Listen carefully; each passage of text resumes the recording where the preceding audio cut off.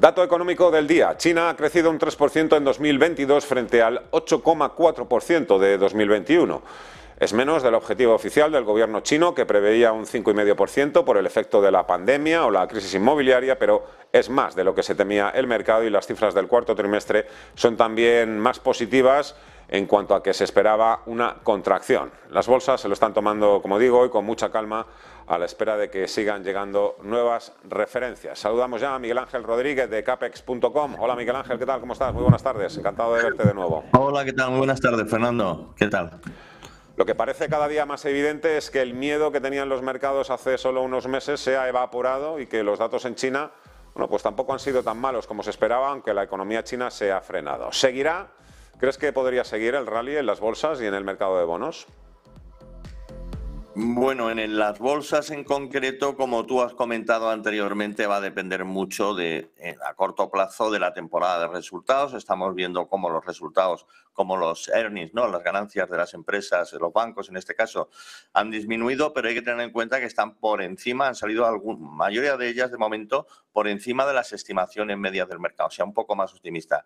Si hacemos una retrospectiva, te acordarás de que este discurso catastrofista y apocalíptico viene desde hace más de 6 meses. Vienen bancos de inversiones, inversores, cualquiera de ellos están hablando de la crisis, de la desaceleración económica que no llega por lo menos no llega en el sentido que ellos estaban viendo, que se estaba viendo en la gran parte del mercado.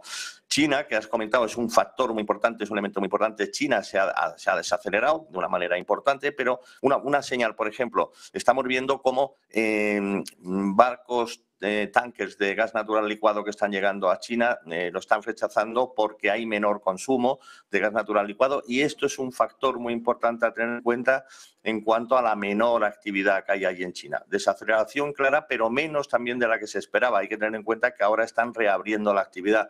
Tiene un tiempo esto, ¿no? Entonces, las bolsas, en este caso, de momento se van a mantener estables, seguramente van a mantenerse estables dependiendo de los resultados. Las tecnológicas van a ser las cruciales, que vamos a ver los resultados que tengamos, si son positivos o no.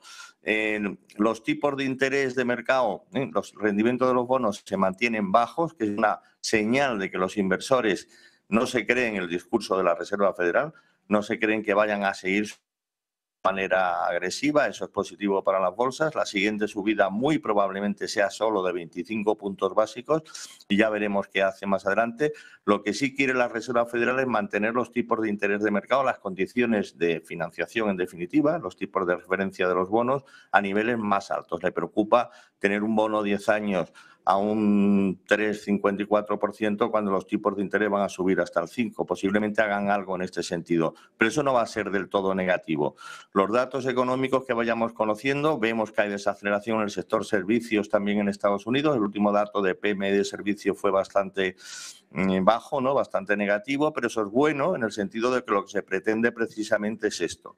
Entonces, bolsa yo creo que van a mantenerse estables, con ligera demanda, por lo menos en el primer trimestre de este año. Y luego en el mercado de renta fija que me preguntabas, pues evidentemente sigue siendo atractivo, incluso con algún repunte de tipos de interés, de rentabilidades en algunos de los bonos que podamos ver, pero los grandes fondos van a seguir comprando deuda. ¿Por qué? Porque las expectativas de inflación siguen siendo bajas, ¿no? Hemos visto, has comentado tú también, la inflación general viene cayendo, la subyacente es la que se mantiene, incluso repunta, pero es normal.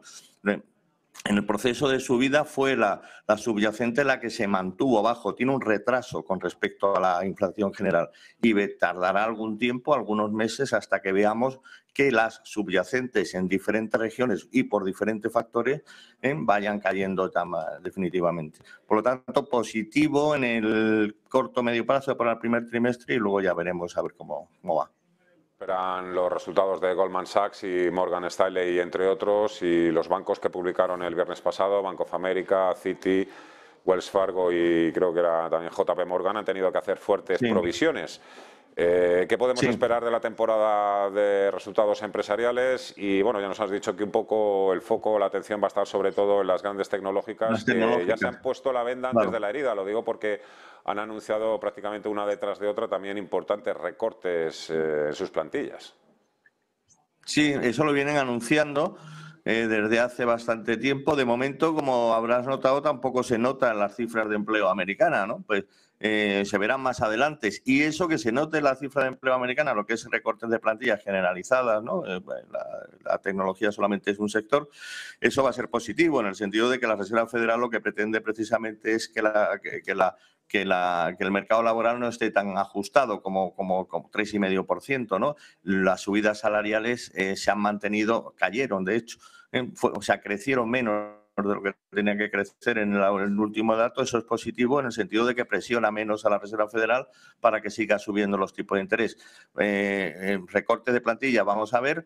Hay que tener muy en cuenta que el tema de la reapertura de actividad en China, o sea, el abandono de la política de COVID-0, a medio plazo, si se mantiene, esperemos que sea así, si no hay un rebrote de coronavirus por allí, pues puede ser positivo y sobre todo para las empresas tecnológicas. Y evidentemente lo que hablabas de recortes de plantilla que se están produciendo en estas grandes empresas y en otras que vamos a ver más adelante, llevarán a la tasa de desempleo en Estados Unidos a subir, que es lo que pretende la Reserva Federal, a un 4 y pico %, y ahí ya empezarán a hablar de recortes de tipo de interés en este año que yo creo que no se van a producir, sino que van a subir lo que tengan que llegar hasta el nivel del 5 o 10%, es lo que ahora mismo descuenta el mercado, pero lo van a mantener durante un periodo largo de tiempo, a menos que haya alguna catástrofe. Si 2023, concretamente en la segunda parte de 2023, podría ser la etapa de la recuperación en los mercados con esta oleada de pesimismo que nos invade, no solo a nosotros como consumidores o como pequeños inversores, también a las grandes élites. Lo digo tras esa encuesta que hemos conocido hoy de PricewaterhouseCoopers, que dice que 3 de cada 4, el 75% de los CEOs encuestados que asisten al foro de Davos dicen que esperan o están muy preocupados por la marcha de la economía en 2023. Sí, pero como te decía anteriormente, Fernando, es que este discurso lo venimos oyendo durante prácticamente todo el 2022, esa preocupación continua. Estamos en un entorno, Davos, lo que se enfrenta ahora, y el título me parece que es de la conferencia, así en términos generales, me parece que habla de la fragmentación mundial, ¿no? De la fragmentación de la economía. La preocupación es la incertidumbre ante un entorno que es nuevo, que viene provocado por dos fenómenos principalmente, que fue la irrupción del coronavirus, que sin precedentes, equivalente a una guerra, ¿no?, mundial, con un cese de la actividad, miedo en los bancos centrales que inundaron de liquidez el mercado, se excedieron seguramente con la bajada de tipo de interés y luego las ayudas fiscales, ¿no?, también de los gobiernos. Eso calentó a la economía, luego hay una recuperación muy fuerte y luego evidentemente lo que es el enfrentamiento con Rusia, ¿no?, la guerra de Ucrania, que se considera un enfrentamiento entre Occidente y Rusia, ¿no? Luego China, que está detrás también. China, por ejemplo, una de las señales que hemos visto, que puede ser una señal, últimamente el oro ha estado subiendo de manera muy importante, entre otras razones por su correlación inversa con el dólar, que eso es algo que ocurre normalmente, pero también han anunciado compras de oro por encima de la media. Me parece que son 65 toneladas en los meses de noviembre y diciembre, 400 toneladas de oro de países del entorno ajeno a Occidente. Eso puede estar dando a entender que va a haber que existe ya una fragmentación, ¿no?, entre la globalización que hemos tenido durante tanto tiempo puede estar en riesgo, y esa es la gran incertidumbre que existe en el mercado. Y ante esa gran incertidumbre las previsiones son, pues eso, catastróficas, y esto que se va a producir, eso no lo sabemos. No lo sabemos, de momento no se ha producido. Ahora estamos en periodo de recuperación después de todos esos eventos. Que esto se puede intensificar, puede ser, pero de momento yo soy de la opinión de que no tenemos razones para tener un discurso de momento tan catastrofista como los que hemos tenido anteriormente.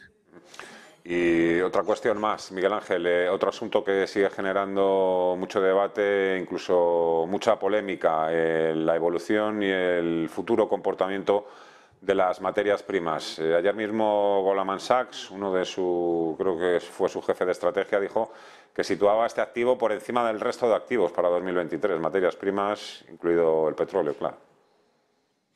Sí, bueno, pues vamos a ver. Es un poco, si lo pensamos con detenimiento, es incoherente ese razonamiento si estamos hablando de una desaceleración o una recesión o un escenario de incertidumbre global. Lo lógico es que la demanda global se desacelere, ¿no? Y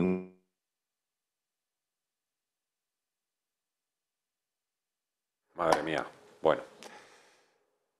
No podemos, de momento pues nada, se nos ha cortado el hilo, pero bueno, iremos trasladando también esta y otras cuestiones